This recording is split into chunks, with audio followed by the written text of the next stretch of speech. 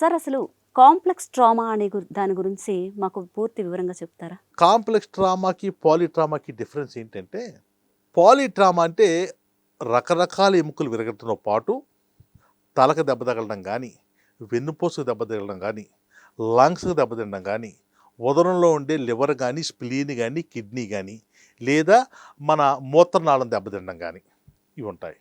ఇంతే కాకుండా ఒక్కొక్కసారి ఈ పాలీట్రామాలోనే కూడా ఈ ఎముకలు ఛిద్రమైపోతాయి. ఉదాహరణకు చెప్పాలంటే మీకు ఒక వ్యక్తి స్కూటర్ వెనకాలో లేకపోతే టూ వీలర్ వెనకాల కూర్చుంటారు.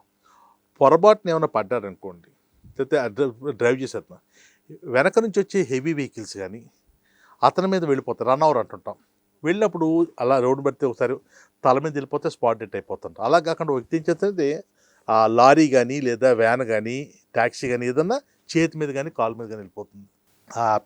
ఆ వ్యక్తి యొక్క అదృష్టం బాగుంటే కండ చిట్లిపోకుండా ఓన్లీ ఫ్రాక్చరే ఊరుకుంటుంది. అలా కాకుండా ఒకసారి ఏమవుతుందంటే, ఆ స్పీడ్‌లో ఆ ఎముక చుట్టూ ఉండే కండను గానీ, చర్మాన్ని గానీ చెక్కేస్తుంది.